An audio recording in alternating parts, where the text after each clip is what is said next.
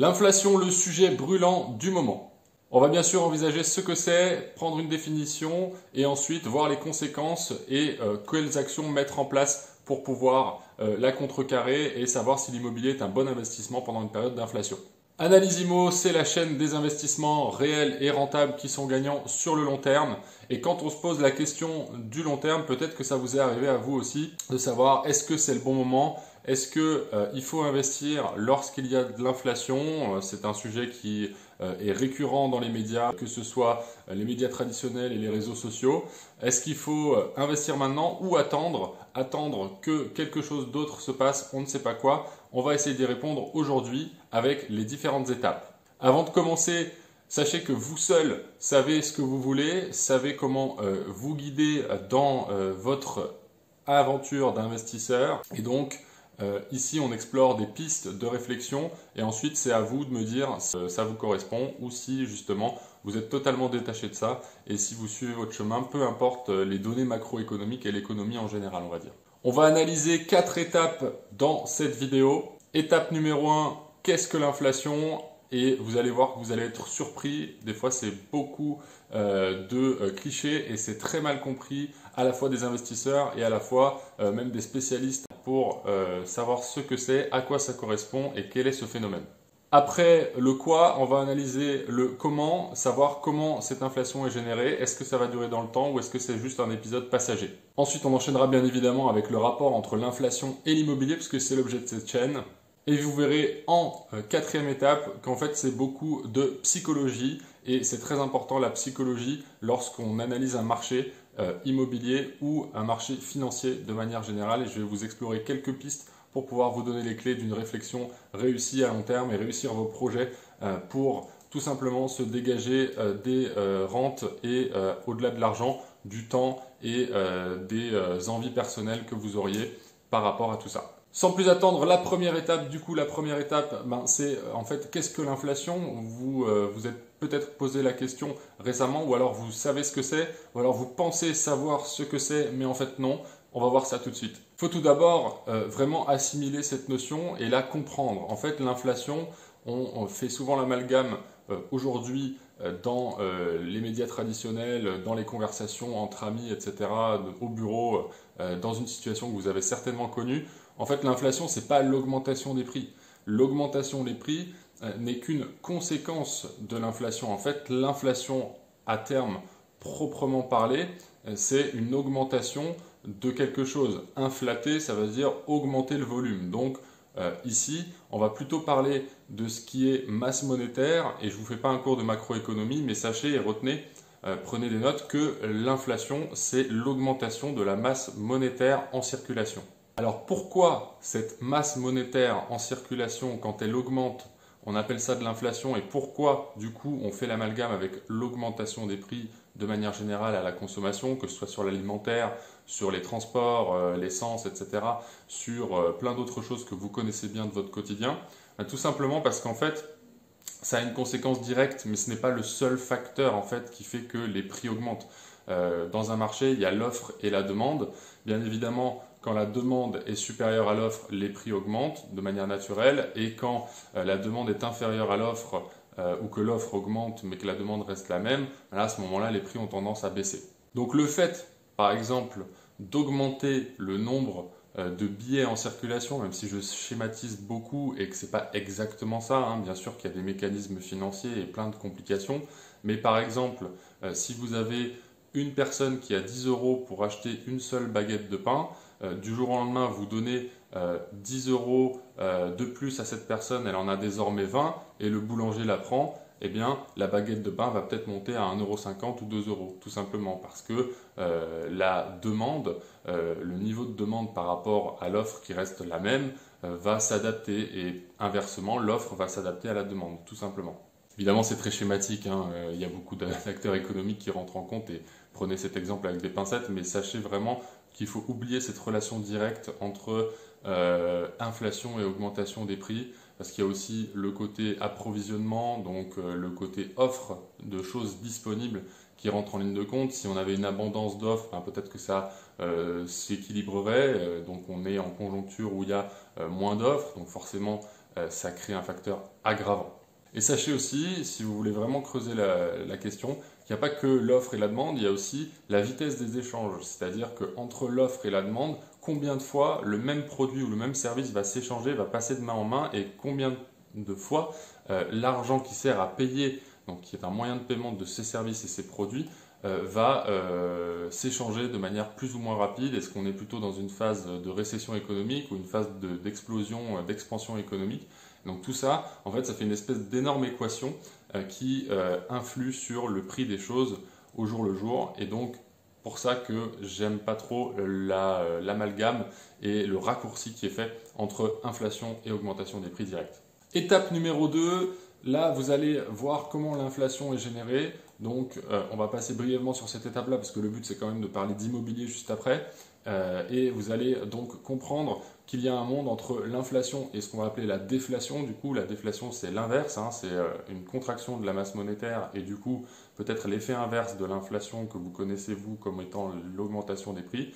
Ben là, on va avoir des baisses des prix des actifs, des choses comme ça. Donc voilà, il y a deux choses, inflation, déflation, qu'il faut retenir. Maintenant, j'aimerais apporter une nuance entre inflation et déflation. Il y a tout un tas d'autres choses.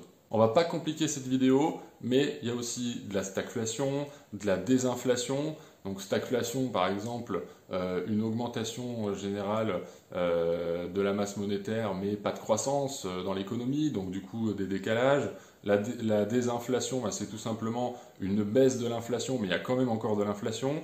Une déflation, bah, c'est tout simplement une contraction de la masse monétaire, et du coup, s'il y a moins de choses, s'il y a plus de choses par contre en face de moins d'argent pour les payer, et bien peut-être qu'il va y avoir intérêt à avoir une course à la baisse des actifs, du coup à ce moment-là, des actifs ou des biens de consommation, pour pouvoir rééquilibrer tout ça. Donc il y a vraiment un monde entre les deux, et ce dont on parle beaucoup en ce moment, évidemment, ce sont les taux d'intérêt. Pourquoi? Parce que en économie aujourd'hui, il y a beaucoup de choses que les gens se payent, les acteurs économiques se payent, qui sont liées à de la dette, que ce soit des biens de consommation comme des voitures, et surtout en immobilier, nous, ce qui va nous concerner, évidemment, c'est les investissements et les résidences principales.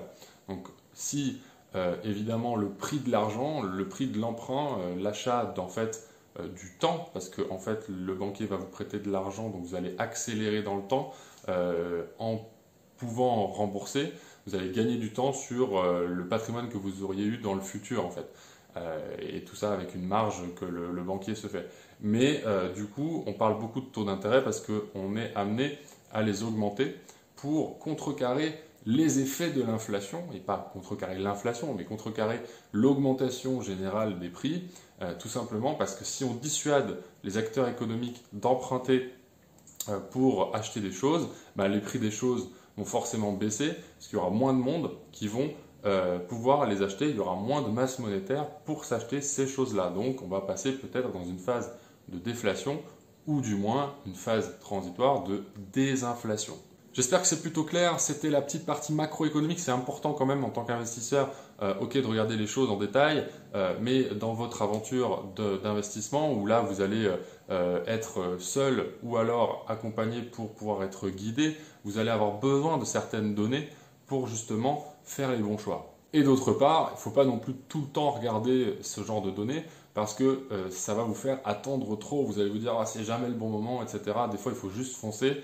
Effectivement, il y a des environnements plus propices que d'autres, mais dans tous les cas, il y a des choses qui restent pérennes, et c'est le sujet de la troisième partie. Est-ce que l'immobilier et l'inflation sont compatibles? Est-ce que l'immobilier va vraiment jouer son rôle de valeur refuge? Donc l'immobilier, sachez qu'avant tout, l'investissement parfait n'existe pas. Effectivement, l'investisseur immobilier, il a le choix entre investir dans l'immobilier ou investir dans les actions, dans les crypto-monnaies, dans les matières premières, dans plein de choses, dans les produits structurés, dans plein de classes d'actifs en fait. Et si on se pose trop de questions, dans tous les cas, on ne fait rien. Et quand on ne fait rien, ben on fait quand même quelque chose, puisqu'on a du cash à la banque, par exemple. Et ben ce cash, c'est l'investissement dans du cash à la banque qui ne fait rien. Ça peut être une stratégie, hein, bien sûr. Je garde 20% de cash dans tous les cas à la banque parce que je veux racheter des actions pas chères sur le marché du CAC 40 parce que je sais qu'il y a des surévaluations et des valorisations qui sont délirantes et j'attends que ça baisse un peu. Là, ça se comprend. Sur de l'immobilier, c'est un peu différent parce que les marchés sont moins liquides, il y a moins d'échanges et donc du coup, il y a des effets qui se font ressentir beaucoup plus sur le long terme. Par exemple, un marché baissier sur de l'immobilier, c'est de l'ordre de 6 mois minimum à 5-10 ans sur certains marchés. Donc on ne peut pas dire ah il va y avoir une augmentation des taux, donc ça va baisser, j'attends le bon moment, etc. Non, si tu attends le bon moment, peut-être que tu vas investir dans 5 ans. Alors tu auras peut-être fait une super affaire en investissant en plein crack immobilier. D'ailleurs, j'ai une vidéo à ce sujet sur le crack immobilier que je vais vous mettre là et en fin de vidéo. Mais tu auras perdu pendant les 5 ans le cash flow positif, les différences entre les mensualités que tu as payées à la banque et les loyers perçus en net, qui sera démentiel en fait. 5 ans de 500 euros de cash flow positif, je vous laisse faire le calcul pour que vous travailliez un peu de votre côté, que vous preniez des notes, mais c'est énorme en fait. Alors, corrélation directe entre inflation et prix de l'immobilier, peut-être, mais surtout voir entre taux d'intérêt et immobilier ce qui se passe. Il y a une période que j'aime bien analyser, moi c'est la période entre 1980 et 1990-95, que j'ai pas vécu personnellement, mais en gros c'est une période où en fait l'inflation commence à baisser et devient stable à partir des années 2000 en fait, jusque 2019, où là ça commence à remonter et comme vous le savez en ce moment, qui atteint des niveaux jamais vus depuis des dizaines d'années justement.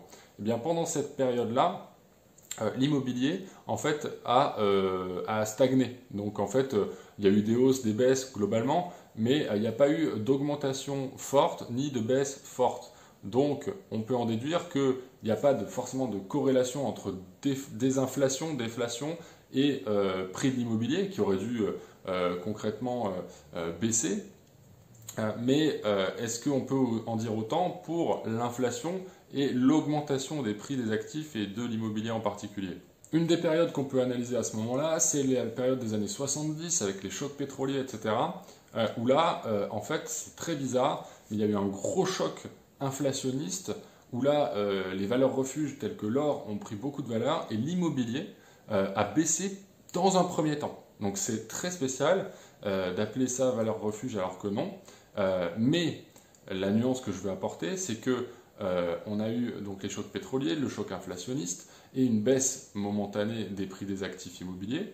Mais par contre, ça s'est très très vite repris et ça a dépassé les attentes ensuite à partir du milieu des années 70, à partir de 75 jusqu'à 80, où là, on a eu une grosse augmentation des prix des actifs immobiliers. Je parle ici évidemment d'une augmentation de 15 à 20%. Tout ça pour dire qu'en fait, il n'y a pas de vérité vraie, il y a des suppositions et en fait, ça ne sert à rien de jouer la boule de cristal. Puisque dans tous les cas, comme il n'y a pas que deux facteurs qui rentrent en ligne de compte, l'offre et la demande, éventuellement les taux d'intérêt et l'emprunt, même si ça joue, en fait, il y a beaucoup de facteurs et ce serait très difficile, voire contre-productif, d'essayer de tous les deviner pour les modéliser et de comprendre vraiment ce qui se passe, parce qu'en fait, on perdrait trop de temps à faire ça, pendant lequel en fait, on pourrait allouer ces actifs à faire des bons placements, des bons investissements, et pas que sur l'immobilier bien sûr. D'ailleurs, ça me fait penser à l'étape 4, un des facteurs qu'on ne prévoit pas, c'est la psychologie en fait. La psychologie, c'est tout simplement ce qui va exacerber à la hausse ou à la baisse un comportement d'un actif financier, puisqu'en fait on n'est que des humains, et les humains réagissent souvent par excès. Donc c'est-à-dire que quand il y a tout le monde qui panique, eh bien ça crée encore plus de panique et ça crée un cercle vicieux jusqu'à trouver le dernier des vendeurs et après il n'y a plus de vendeurs, il n'y a plus que des gens qui vont acheter, donc là on a une phase de creux et un bottom de marché. Et pareil à la hausse, tout le monde achète, tout le monde veut sa résidence principale, donc forcément moi aussi il me la faut, effet d'emballement, si je ne l'achète pas maintenant ça va coûter encore plus cher l'année prochaine, donc je vais le faire. Et bien là, excès à la hausse, et c'est souvent les tops de ce que les gens de manière classique appellent les bulles, même si ce sont en fait que des phases de cycle, tout ça, plus ou moins long terme, qui s'inscrivent dans une logique d'investissement et de comportement d'acteurs financiers, acteurs économiques sur un marché donné. D'ailleurs, ces phénomènes de masse, on en a un exemple très concret qui est arrivé il y a 2 ans, puisque on a eu une crise sanitaire, et cette crise sanitaire a amené à une modification des comportements du consommateur vis-à-vis de l'immobilier, puisqu'on a eu une réflexion sur le mode de vie. Je veux un peu plus d'espace vert, je veux un peu plus d'espace tout court en termes de mètres carrés. Je veux que mon bien soit un peu plus sur le long terme. Je ne me vois pas vivre, par exemple, ici à Paris pendant encore 10 ans, donc j'achète ailleurs, etc. Flambée des prix en province, stagnation, pas forcément des prix, mais en tout cas du nombre de transactions en région parisienne, etc., etc. Et c'est ce que je vous disais un peu tout à l'heure, ce sont des phénomènes à minimum moyen terme, voire long terme. On parle de conséquences entre 6 et 10 ans sur un marché. Donc imaginons que demain on ait une remontée de taux, peut-être que ça va faire paniquer des gens, peut-être qu'on va avoir d'un coup un cataclysme. Moi ça m'étonnerait, puisque justement ça va être du comportement et de l'adaptation par rapport aux différents événements qui vont arriver et qui vont se rétablir d'eux-mêmes sur le moyen terme, avec un petit peu moins de ventes par-ci, un petit peu moins d'achats par-là, et donc il faut observer tout ça de manière empirique, sans émotion. Mais par contre, on ne peut pas non plus dire A plus B égale forcément C, ou si j'ai C, ça veut dire que je suis en train de faire le meilleur investissement, et s'il y a A plus B, ça veut dire qu'il ne faut pas faire d'investissement, etc. En fait, c'est beaucoup trop complexe, et j'espère quand même que cette vidéo vous apporte des éléments de réponse. Et j'aimerais faire un point sur en fait le pourquoi justement de faire ces vidéos qui sont des conseils pratiques. En fait, c'est pour tout simplement adapter la situation à chacun. Vous allez en fait prendre les informations, les traiter et faire votre petit bonhomme de chemin en fonction de là où vous êtes, en fonction de ce que vous voulez faire dans la vie, si vous voulez être rentier, si vous voulez juste un revenu complémentaire, si vous voulez acheter votre résidence principale le plus tôt possible. Voilà, ça c'est le but de cette chaîne et de cette vidéo. Et pourquoi vous suivez celle-ci en particulier et vous êtes resté jusqu'à maintenant, c'est pour justement appliquer la méthode CAT, la méthode CAT. Moi j'aime bien ce moyen mémotechnique parce qu'en fait vous allez tout simplement prendre la connaissance, l'adapter pour générer un revenu, générer de l'argent, le A, et ensuite cet argent qui va être généré de manière passive, plus ou moins, vous allez dégager du temps, soit personnel, soit pour faire des projets pour encore plus alimenter la machine. Donc connaissance, argent et temps. La connaissance, évidemment, elle s'acquiert par le fait de se former en autodidacte sur YouTube ou alors avec des gens qui auraient déjà fait des investissements. L'argent, tout simplement, en réalisant ces investissements, parce que 50% du chemin, c'est la connaissance, mais 50% autres du chemin, c'est l'exécution, la réussite de vos projets. Si vous passez jamais à l'action, ça n'arrivera jamais, évidemment. Et ensuite, le fruit, le résultat, c'est tout simplement le temps, pour moi, qui n'a pas de valeur en fait, puisque le temps passé avec ses proches, le temps passé avec ses enfants, le temps passé sur ses passions personnelles, sur ses projets personnels, en fait c'est ça qui n'a pas de prix et c'est pour ça qu'on travaille, c'est pour justement se dégager le plus de temps libre possible, le plus tôt possible. Conclusion, on a vu 4 étapes super importantes pour comprendre la relation entre l'inflation et l'immobilier. On a vu le quoi, qu'est-ce que l'inflation en vérité, on a vu le comment cette inflation est générée et comment les mécanismes qui sont mis en place génèrent de l'inflation ou au contraire de la déflation. Donc sur les actifs, c'est important de savoir. On a vu où, puisqu'on a parlé d'immobilier, donc on a vu où cette inflation allait se manifester. Et on a vu pourquoi il est important de comprendre ça et pourquoi il était important aussi de définir son profil, définir sa stratégie pour gagner sur le long terme sur ses projets personnels et sur ses envies personnelles, ses passions et se dégager du temps grâce à la méthode CAT, encore une fois. Je vous remercie d'avoir suivi. N'hésitez pas à vous abonner et surtout, ce que je fais, en fait, c'est que je vous mets une vidéo, si vous voulez approfondir le sujet, que j'ai faite juste ici. Il s'agit de la vidéo sur le crack immobilier. C'est important d'aller la voir. Vous allez avoir des éléments complets et complémentaires par rapport à tout ce qu'on vient de dire. Je vous dis à bientôt. C'était Alain Lesimo. Ciao.